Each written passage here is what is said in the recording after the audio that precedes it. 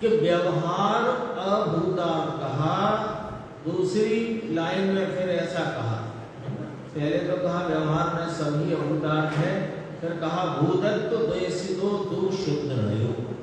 भूतार्थ वह शुद्ध नय है। भूतार्थ क्या है?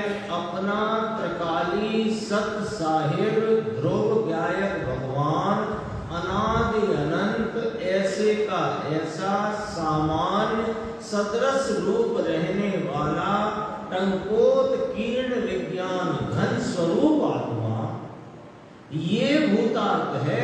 यह भूतार्थ सत साहिर और यही शुद्ध नय है। तो ये यहाँ पर ये बात जरा ख्याल करना कि शुद्ध नय का विषय है यह सत साहिब, यह अपना भगवान आत्मा, ये शुद्ध नय का विषय है ऐसा भी नहीं कहा। अपितु क्या कहा कि भूतार्थ सत्यार्थ भगवान पूर्णानंद सत महासत महासत वस्तु द्रव्य सत भेद से रहित अभेद सत। लो भैया बोलो साहब किसकी चर्चा चल रही है? तो मेरे गीत गाए हैं। शादी होती है ना, शादी होती है तो बहनें गीत गाती है ना सब इकट्ठे होकर के, तो घर में बनना तो क्या लड़के की शादी हो तो उसी के गीत गाएंगे ना। तो यहाँ किसके गीत चलते हैं? जनवाणी। ये गायक भगवान कितनी, देखो गुरुदेव को अंदर से कितना उल्लास आता है, उल्लास कितना आता है। देखो एक एक शब्द, भूतार्थ सत्यार्थ भगवान पूर्णानंद सत महासत महासत वस्तु द्रव्य सत भेद से रहित अभेद सत, पर्याय से रहित वस्तु सत, उसे शुद्ध नहीं कहा। शुद्ध नहीं तो साहेब उस पर्याय को कहो जो इस त्रिकाली ज्ञायक को विषय बनाए, उस पर्याय को शुद्ध न कहो। न तो ज्ञान का अंश होता है ना साहेब। न की क्या परिभाषा आई आगम में?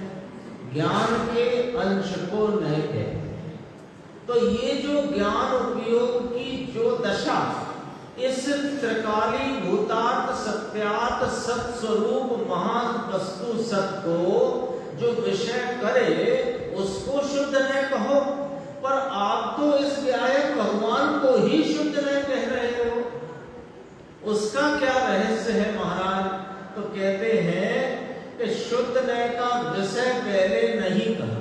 सुनो अभी, पहले तो ऐसा कहा भूतार्थ सत्यार्थ भगवान त्रिकाली आनंद कंद प्रभु परमात्मा स्वरूप है, वह शुद्ध नहीं है, ऐसा कहा। क्यों कहा? देखो नीचे, नए और नए के विषय का भेद नहीं करके,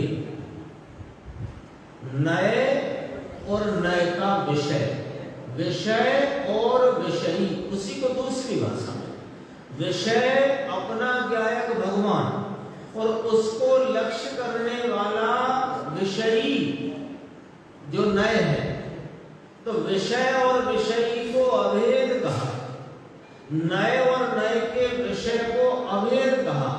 तो जो पर्याय इसको विषय बनाती है, अरे उस विषय को शुद्ध नहीं कहा। नए और नए के विषय का भेद नहीं करके, नए का विषय है वही नए, तो इसके पीछे कोई हेतु तो होना ही चाहिए, कोई गंभीर हेतु होना ही चाहिए, तब तो इसको ऐसा कहा।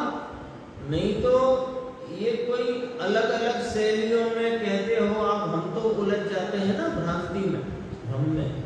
जब आपने पहले यह बात नए के संदर्भ में आगम में कह दी है कि ज्ञान के अंश को नए कहते हैं और शुद्ध नय किसे कहते हैं कि ज्ञान का वह परिणाम जो अपने त्रिकाली ज्ञायक शुद्ध पूर्णानंद इस पवित्र वस्तु को विषय बनाए, उस ज्ञान की पर्याय को शुद्ध नय कहते हैं। फिर आपने नय और नय के विषय का भेद क्यों मिटा दिया? जो इस भूतार्थ सत साहिब को ही आपने शुद्ध नय कहा।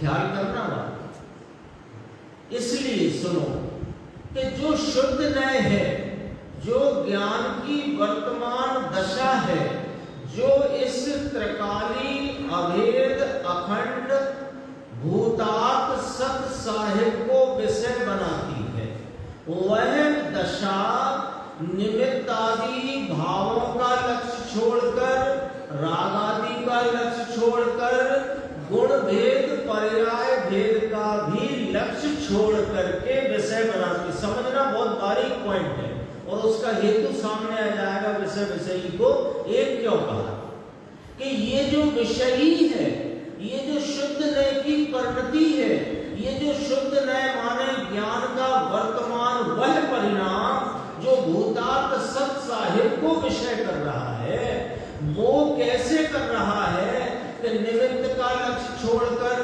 राग का लक्ष्य छोड़कर, गुण भेद पर्याय भेदों का लक्ष्य छोड़कर, एक समय की पर्याय का लक्ष्य छोड़कर एक अभेद को विषय करता है, तो उसने सब भेद छोड़े हैं। तो ये भेद भी लक्ष्य में नहीं रहा है कि मैं विषय करने वाला और ये विषय। इसलिए यहाँ कथनी में नय और नय के विषय का भेद नहीं किया और इसी को शुद्ध नय कहा। यहाँ गजब बात है ना। अपन पढ़ते हैं, सुना है, कईयों बार सुना है। विषय विषयी को अभेद करके कहा, 11वीं गाथा में भूतार्थ सत साहिब को शुद्ध ने कहा। लेकिन क्यों कहा? कोई नई नई शैली इजाद करने का यहाँ पर कोई वो कंपटीशन तो चल नहीं रहा है। यहाँ तो बात को, तात्पर्य को, मंतव्य को कैसे वास्तविक भाव को पहुंचा सके शब्दों से, किसके? इस चैतन्य भगवान के जो वचन अगोचर है,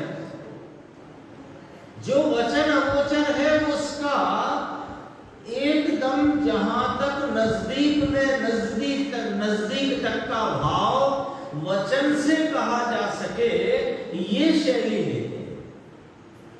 समझ में आई? देखो निर्देश भाई, जगा दूंगा, चिंता नहीं। नए और नए के विषय का भेद नहीं करके, क्यों आ गया? लॉजिक समझ में आया क्यों भेद नहीं करा?